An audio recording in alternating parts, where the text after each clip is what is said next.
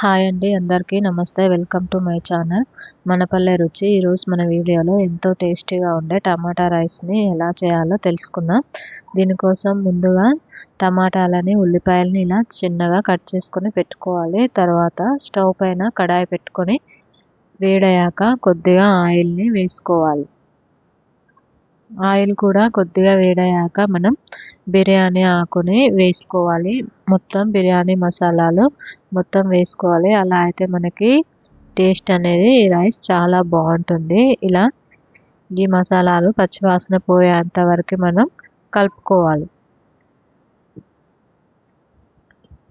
ఇలా కలిపిన తర్వాత ఇందులోనే మనం సన్నగా కట్ చేసి పెట్టుకున్న ఉల్లిపాయలని కూడా వేసుకోవాలి. కొన్ని పచ్చిమిరపకాయలని ఇలా చిన్నగా కట్ చేసుకొని తీసుకోవాలి. తర్వాత ఇందులో కొద్దిగా కరివేపాకుని కూడా వేసి కొద్దిగా కలర్ మారేంత వరకు వీటిని మనం ఫ్రై చేసుకోవాలి. ఇలా ఉల్లిపాయలు అనేవి సిమ్లో పెట్టుకొని మనం ఫ్రై చేసుకోవాలి. ఒక 2 నిమిషాలు ఫ్రై చేసిన తర్వాత ఇందులోనే కొద్దిగా పసుపును కూడా వేసుకోవాలి. ఇలా 2 నిమిషాలు వేడాక మనకి ఉల్లిపాయలు అనేవి ఫ్రై అయిపోతాయి. అప్పుడు ఇందులోనే మనం సన్నగా కట్ చేసి పెట్టుకున్న టమాటా ముక్కల్ని కూడా వేసుకోవాలి. ఈ టమాటా ముక్కలు అనేవి మెత్తగా అయ్యేంత వరకు మనం ఇలా కలుపుకుంటూ మంటని మీడియం ఫ్లేమ్లో పెట్టుకొని ఒక 5 నిమిషాల వరకు ఇలా కలుపుతూ ఉంటే మనకి టమాటాలు అనేవి మెత్తగా ఉడికిపోతాయి. ఇందులోనే ఇప్పుడు రుచికి సరిపడా కారం అలాగే ఉప్పుని వేసుకోవాలి. కొద్దిగా గరం మసాలా, ధనియాల పొడిని కూడా వేసుకొని ఇవి టమాటాలు అనేవి పూర్తిగా ఉడికేంత వరకు ఉడికించుకోవాలి.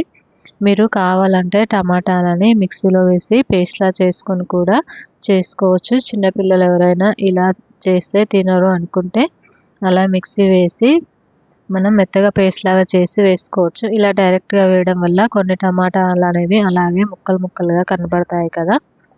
ఇలా వద్దనుకున్న వాళ్ళు టమాటాలని మిక్సీలో వేసుకొని అలా పేస్ట్ లాగా చేసి వేసుకోండి.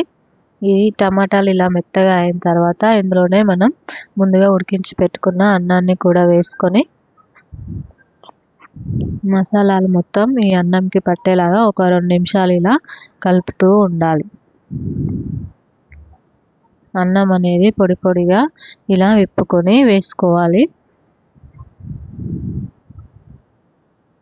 ఇలా చేశారంటే ఈ టమాటా రైస్ అనేది టేస్ట్ చాలా బాగుంటుంది. మీ పిల్లలకి చాలా బాగా నచ్చుతుంది. దీన్ని మనం పిల్లలకి లంచ్ బాక్స్లోకి పెడితే ఎంతో ఇష్టంగా తింటారు. టేస్ట్ కూడా చాలా బాగుంటుంది. చేయడానికి మనకి టైం కూడా ఎక్కువ పట్టదు. అప్పటికప్పుడు ఒక 5 నిమిషాల్లో మనం ఈ టమాటా రైస్ని చేసుకోవచ్చు. కూరగాయలు ఇంట్లో ఏమీ లేనప్పుడు ఇలా టమాటా రైస్ని చేసి పిల్లలకి లంచ్ బాక్స్లో పెట్టామంటే టేస్ట్ అనేది చాలా బాగుంటుంది. పిల్లలు కూడా ఎంతో ఇష్టంగా తింటారు. అన్నం అనేది ఇలా 2 నిమిషాలు బాగా కలుపుకోవాలి. మొత్తం మసాలాలు మొత్తం అన్నంకి ఇలా పట్టేలాగా బాగా కలుపుకోవాలి. లాస్ట్లో కొద్దిగా కొత్తిమీరను కూడా వేసుకొని ఇలా కలుపుకొని స్టవ్ ఆఫ్ చేసుకుంటే మనకి ఎంతో టేస్టీగా ఉండే టమాటా రైస్ అనేది రెడీ అయిపోతుంది. మీరు కూడా ఒకసారి తప్పకుండా ఈ టమాటా రైస్ని ట్రై చేసి టేస్ట్ ఎలా వచ్చిందో చెప్పండి. మీకు కనుక ఈ వీడియో నచ్చినట్లయితే లైక్ చేయండి, షేర్ చేయండి, కామెంట్ చేయండి. మరిన్ని మంచి వీడియోస్ కోసం మా ఛానల్ మనపల్లె రుచిని సబ్స్క్రైబ్ చేసుకోండి.